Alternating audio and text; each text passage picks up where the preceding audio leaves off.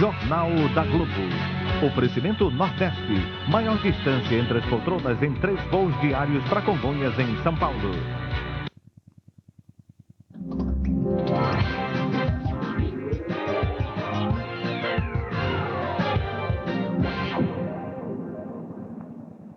$700 mil. Parece muito pouco para quem ganhou milhões nos gramados, mas é o que Pelé teria recebido para promover um evento beneficente que nunca aconteceu. A acusação é de um ex-sócio e o contra-ataque do rei é rápido e incisivo. Pelé mandou investigar a própria empresa, disse que nunca recebeu o pagamento e deu um recado aos parceiros: quem errou vai ter que pagar. Você acompanha os lances desta disputa no Jornal da Globo e também vê aqui. Síndrome do ar. Os americanos trocam o avião pelo trem e o governo contrata 28 mil homens para dar segurança aos voos. Do Rio Grande do Sul ao Afeganistão, a polícia gaúcha estoura uma central telefônica e descobre ligações até para a terra dos talibãs. 4 vitórias seguidas. É o São Paulo na luta por uma vaga. 7 derrotas seguidas. O Palmeiras dá adeus ao Brasileirão. E a Bela está nua. São as fotos ousadas de Gisele Bündchen numa revista americana. Será a nova Brigitte Bardot?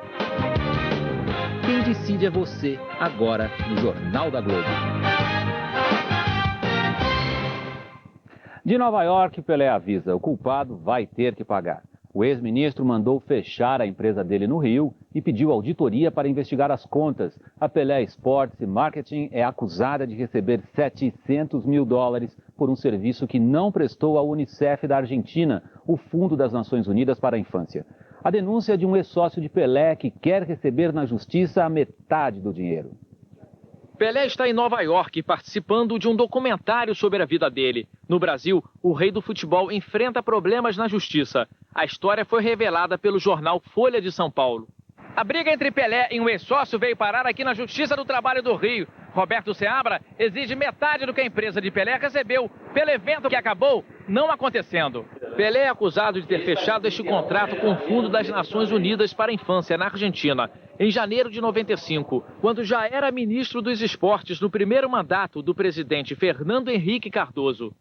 No documento, Pelé se compromete a não cobrar cachê do Unicef. O ex-jogador também fica responsável pelo convite a craques do futebol mundial e artistas famosos para que participassem da festa. Mas neste outro contrato, com a data mudada para novembro de 94, assinado pela empresa de Pelé e por ele próprio, a história é outra. Seriam pagos $3 milhões pelo mesmo trabalho de Pelé no evento na Argentina. A festa para os menores em Buenos Aires não foi realizada e Pelé é ainda acusado de ter recebido um adiantamento de $700 mil de um banco que também participaria do projeto. Esses documentos provam que a Pelé Esportes recebeu a quantia do banco argentino. Está mais do que provado que os valores foram recebidos pela Pelé Esportes e 50% desses valores deveriam ter sido repassados e não foram ao meu cliente. De Nova York, nesta segunda-feira à noite, Pelé se defendeu. Aí, todos me conhecem, desde esse milésimo, 32 anos atrás, que você sabe que eu trabalho com criança, que eu peço para as crianças, eu nunca cobrei nada e não ia ser agora, né? Eu tenho vários coisas de caridade que eu faço que eu nem deixo saber, porque eu acho que a gente faz para Deus, não faz para o ser humano, não faz para a gente. E é só perguntar para o presidente da Unicef, lá na Argentina, se eu cobrei alguma coisa. Agora, eu estou apurando. Eu pedi para fazer a auditoria no Rio de Janeiro, justamente para saber isso e as outras coisas, né? Porque eu, sendo dono da firma, eu tenho o direito de saber. E vamos ver. A semana que vem, quando eu tiver o resultado da auditoria, aí eu faço um depoimento, né? Ou uma reunião com a imprensa e vamos ver quem é culpado vai pagar. Representante do Unicef, o Fundo das Nações Unidas para a Infância, em Nova York, falou hoje sobre o caso que envolve a empresa de Pelé. Samantha Henry disse que o Unicef da Argentina fez um acordo de cooperação com a empresa do jogador para o patrocínio de um evento beneficente que nunca chegou a ser realizado. O Unicef, segundo ela, nunca investiu e também nunca recebeu dinheiro algum relacionado com o evento. Em 30 de abril de 96, o acordo expirou. Quem não pediu antecipação da primeira parcela do 13º começa a receber o salário extra a partir desta terça-feira. Dinheiro no bolso vira problema para quem não resiste às compras, um fenômeno que os psicólogos chamam de dezembrina. é que nessa época do ano, as lojas conspiram, fazem de tudo para atrair o consumidor. E para alguns, o desejo de consumir fica incontrolável. Saiba como funciona a dezembrina na reportagem de Carlos Pozo. Vitrines luxuosas, papais noéis que tocam e cantam. Bichos de pelúcia que se mexem como se fossem de verdade. Neve para não sentir saudade de Nova York. Tudo nas vitrines é um convite para as compras. Mas há quem exagere. Com o 13º salário nas mãos, a sensação de poder aumenta. Daí a compulsão para as compras é um passo. Eu compro um pouco demais, mas é bom, é época de Natal, né? Tem que comprar bastante. O 13º, tudo, vai tudo em presente, não tem jeito. Às vezes até o meio do ano ainda eu tô pagando. Os psicólogos chamam esta fase de dezembrina. É quando as pessoas inseguras embarcam na propaganda que associa presente com afeto e passam a comprar, comprar e comprar, estourando o orçamento. A gente sempre passa um pouquinho do limite, né? Depois sair na correria para poder pagar as contas. Acho que dezembro, ele motiva a gente a comprar, né? Quem sabe que tem compulsão para comprar, não deve deixar os presentes para a última hora. Se a pessoa deixa mais para a semana do Natal, isso aumenta a ansiedade e isso aumenta a chance de compulsão. O único problema de controlar a compulsão pelas compras é não saber o que fazer depois com a ansiedade acumulada. Os psicólogos recomendam exercícios. Caminhar é um bom negócio. Só não vale caminhar no shopping porque as tentações são tantas que a ansiedade aumenta.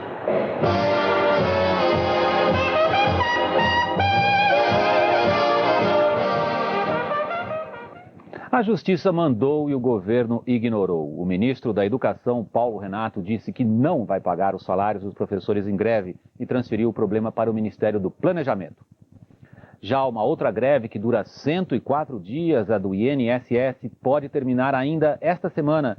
Foi o que disse o ministro da Previdência, Roberto Brandt. Ele se reuniu agora à noite com o secretário-geral da Presidência da República, Arthur Virgílio, para definir a posição que o governo apresentará nesta terça-feira ao comando de greve dos servidores. A contratação de funcionários temporários para substituir os grevistas foi suspensa. 2.000 pessoas morreram e mais de 1.000 estão desabrigadas por causa da chuva forte que cai no Espírito Santo desde sexta-feira.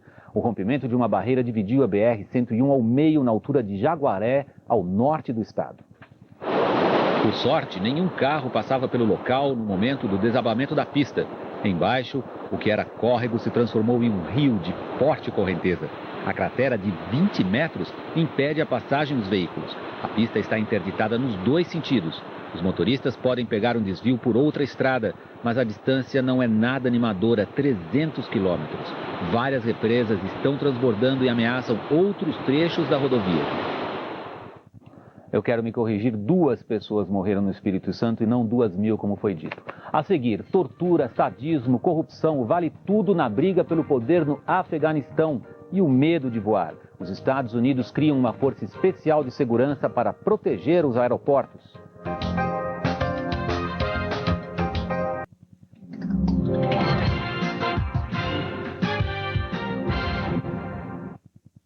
Às vésperas do feriado mais popular do país, o Dia de Ação de Graças, os americanos estão com medo de voar. Apenas 17% confiam no arsenal de medidas de segurança adotadas até agora. O governo Bush vai gastar mais 2,5 bilhões de dólares para fazer decolar o setor de aviação, depois dos atentados de 11 de setembro.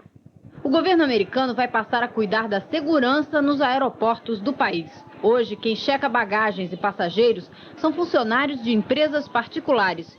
A nova lei assinada pelo presidente Bush cria 28.000 funcionários públicos.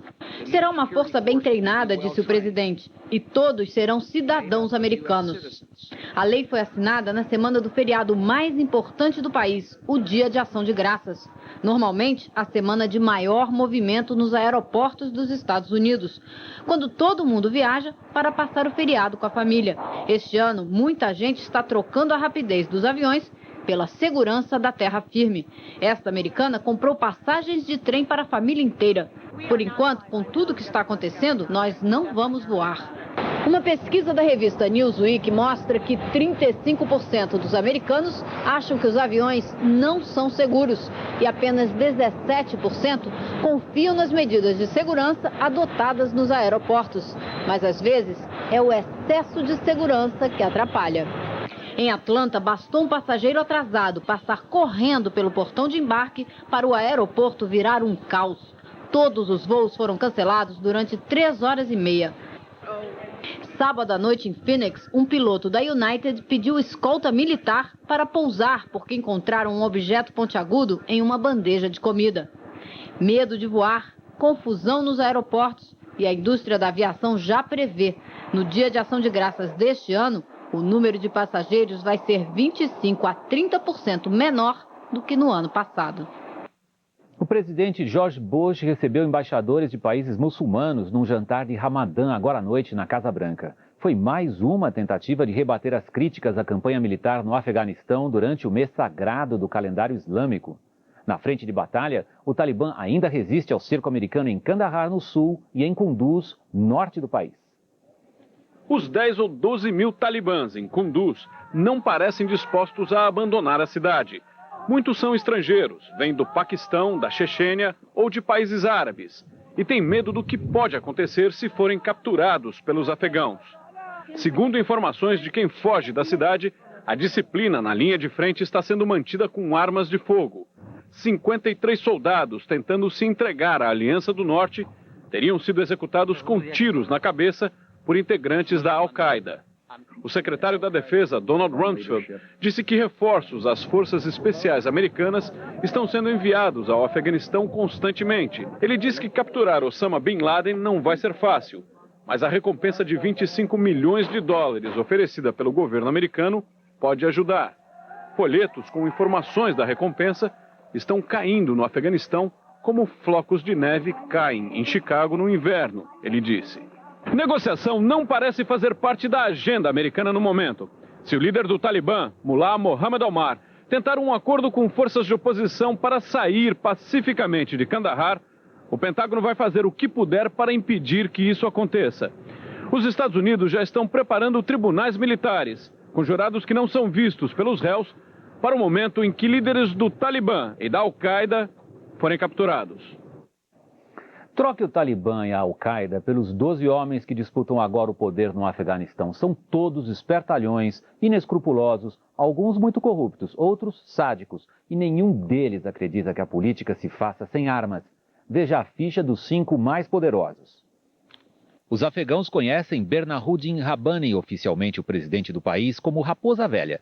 Ele já chegou a Cabul, cidade que os militares dele mais ajudaram a destruir há 8 anos. Lá já está também Abdul Rashid Dostan. É um notável vira-casaca. Foi general das tropas soviéticas durante a invasão do Afeganistão. Passou para a oposição e construiu um império particular na cidade de Mazar-e-Sharif que teria vendido para o Talibã. É famoso por esfolar vivos prisioneiros de guerra. Gulbuddin Hekmatyar é outro veterano. Com a saída dos soviéticos, dominou por 3 anos o tráfico de heroína, que compartilhava com o serviço secreto do Paquistão. Fundamentalista, teria jogado ácido em mulheres que não respeitavam os preceitos religiosos. Abdul Qadir sempre foi o dono de Jalalabad, a cidade que controla a saída para o Paquistão e, portanto, o contrabando. Não gostava do Talibã, mas foi um dos que mais ajudaram Osama Bin Laden quando o terrorista chegou ao país.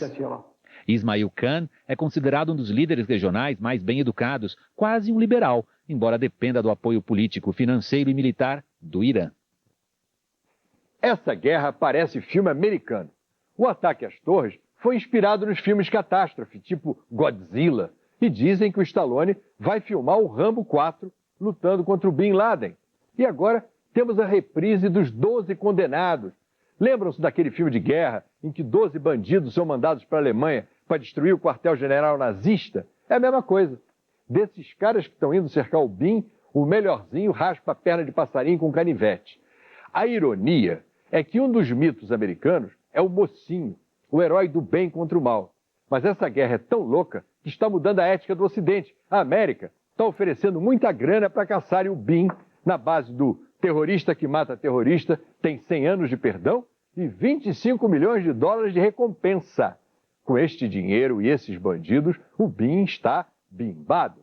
Vai ser vendido feito chuchu na feira. Quem diria? O mal salvará o bem. A única diferença é que não vai ter happy end. O terrorismo é um filme infinito que ficará em cartaz para sempre. A Interpol vai investigar uma central telefônica que funcionava clandestinamente no Rio Grande do Sul. É que o destino das ligações e o período em que a central funcionou levantaram suspeitas. As ligações foram feitas deste sobrado em Cachoeirinha, região metropolitana de Porto Alegre, nos 4 dias anteriores aos atentados de 11 de setembro nos Estados Unidos. Segundo os proprietários, que não querem aparecer, o imóvel estava alugado na época para um grupo de 4 brasileiros. Eles teriam montado uma central telefônica no prédio, com mais de 40 números diferentes. Durante os 4 dias, ligaram para vários países do Oriente Médio e de outras regiões da Ásia, entre os quais Arábia Saudita, Kuwait, Afeganistão e Paquistão. Este vizinho, que pediu para não ser identificado, disse que havia pouca movimentação no local e que o imóvel nunca foi mobiliado. Não, nunca puseram móveis, sempre vazio, fechado, as portas, não se via eles lá dentro. O contrato de locação começou em agosto e era de 6 meses. O grupo pagou adiantado 2 meses e logo depois de ter feito as ligações, em setembro, abandonou o imóvel. Os proprietários só descobriram quando foram cobrar o aluguel de outubro. As contas telefônicas que não foram pagas juntas podem chegar a R$100 mil. Daqui a pouco, Gisele Bündchen nua numa revista americana. E para onde vai o PMDB? Entre Itamar e o governo, os caciques manobram para manter a união do partido.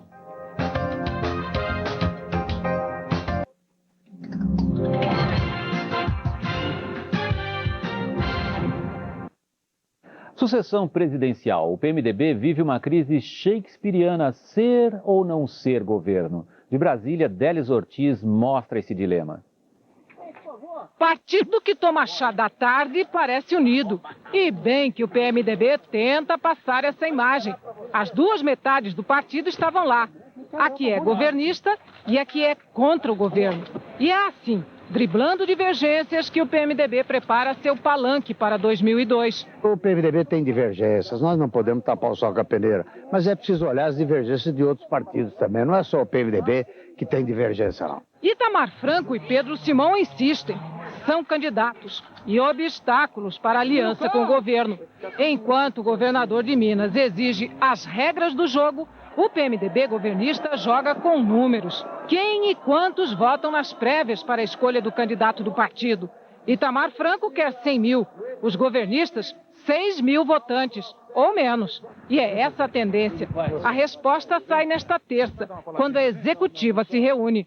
Itamar não antecipa a reação. Vou esperar o resultado das prévias amanhã. A verdade é que o PMDB não tem um candidato forte para se impor na base aliada. Para consumo interno, o que o partido quer é ganhar tempo, deixando claro para o governador de Minas que ele até pode vir a ser uma opção, mas está longe de ser a número 1. Ninguém de bom senso vai empurrar o presidente Itamar para sair do partido. As prévias é que vão determinar por suas lideranças quem é que deve ser o candidato. Quem for candidato terá o apoio do PMDB. Noite de festa do jornalismo brasileiro. Agora há pouco, em São Paulo, foi entregue o 8º prêmio Líbero Badaró. O jornalista Caco Barcelos, da TV Globo, recebeu os prêmios de destaque do ano e de melhor matéria telejornalística. A entrega do prêmio foi no Teatro Municipal e homenageou os jornalistas que se destacaram na profissão. O 8º prêmio Líbero Badaró foi concedido aos representantes de 7 áreas.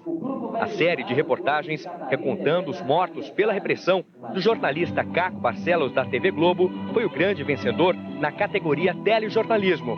O repórter Caco Barcelos reconstituiu os últimos passos de um casal, Catarina Helena e João Antônio, 2 prisioneiros políticos, estudantes que foram executados durante o regime militar.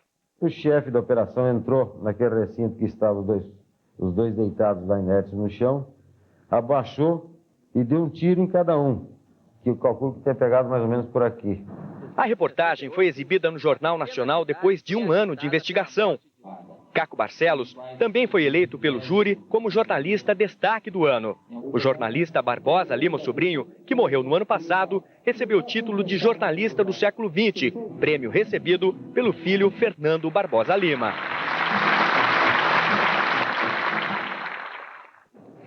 E a série de reportagens sobre a fome que foram ao ar no Jornal Nacional em junho recebeu mais um prêmio. Desta vez, a primeira medalha do mérito do Dia Mundial da Alimentação 2001, concedida pela ONU.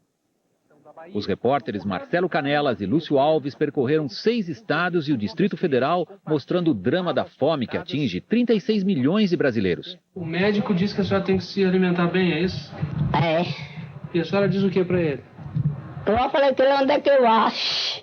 O prêmio foi entregue ao diretor de projetos sociais da Rede Globo, Luiz Alberto Pires Ferreira, numa solenidade em Goiânia durante o lançamento do programa Cooperativas contra a Fome. No próximo bloco, o sobe e desce dos clubes paulistas no Brasileirão. E a Bela está nua. Fotos ousadas de Gisele Bündchen causam furor nos Estados Unidos.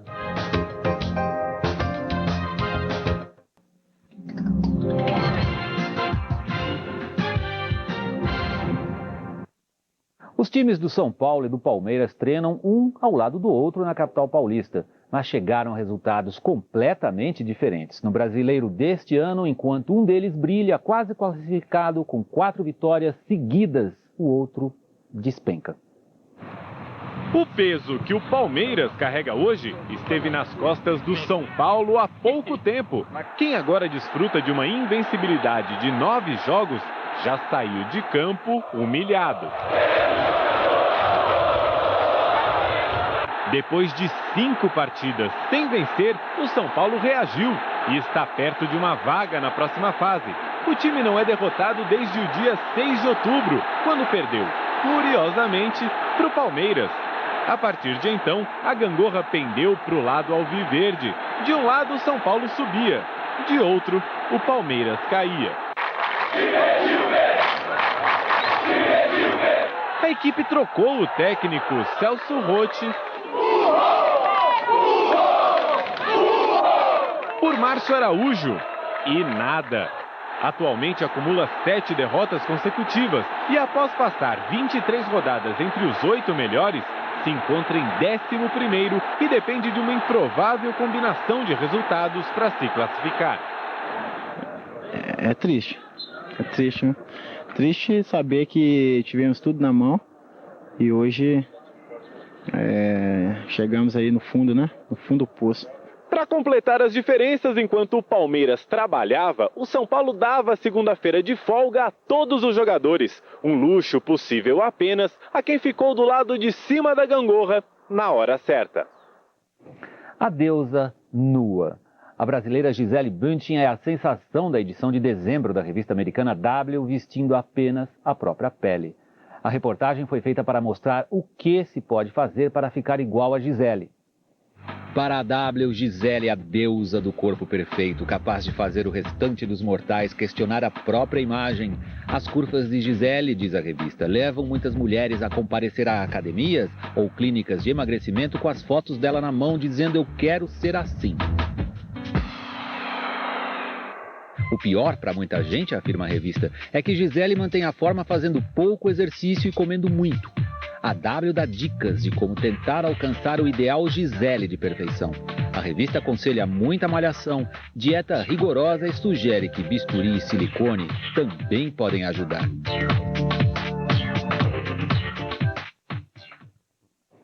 O Jornal da Globo está terminando. Você viu aqui o que vai ser manchete nos jornais desta terça-feira. A lista de procurados pelos americanos, pela ordem Bin Laden e depois todos do Talibã. Amanhã a gente volta. Uma boa noite para você. Até lá.